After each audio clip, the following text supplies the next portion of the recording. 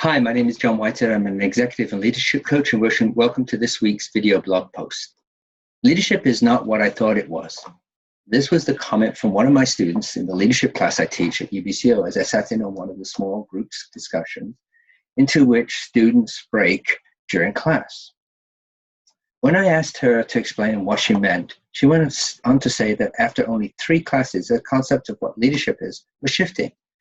That even after just completing the initial small amount of assigned research, she was starting to see that there is much more to leadership than she had experienced so far in her life.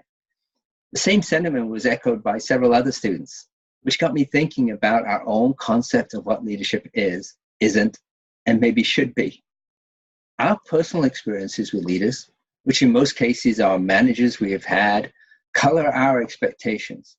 If we've had the opportunity to have different jobs or roles, we've had the ability to experience different kinds of bosses. Over time, we get to find out what we like in a boss and what we don't like. All these things inform our view of what leadership looks like to us. So take a moment and look back over your own experiences. Who was the best boss you ever had and why? Who was the worst? Again, why? And how has that person colored your view of leadership? Maybe your experiences have been so bad that you can't even equate the role of manager with leadership.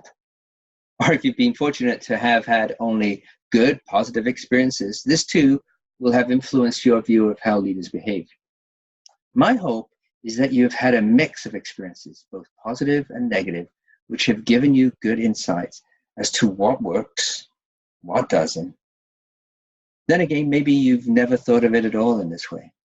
Whatever your experiences have been, I hope that you take a minute to consider this. What is leadership to you?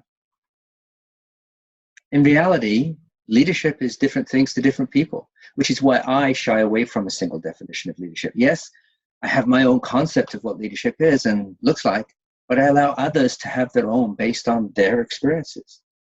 I also recognize that one's concept and definition of leadership can change, shift, expand, or contract, depending on any given situation. If I were to ask you for your personal definition of leadership, how would you answer? What experiences would you draw on? What readings and research would you cite? Who in your life has been the greatest influence? Since 2014, I've been writing about leadership and leadership development, and I encourage you to visit my blog at johnkwhitehead.ca and check it out. As always, I encourage you to make comments and questions at the space below. Thanks for watching this week's video blog post, and we hope to see you again next week.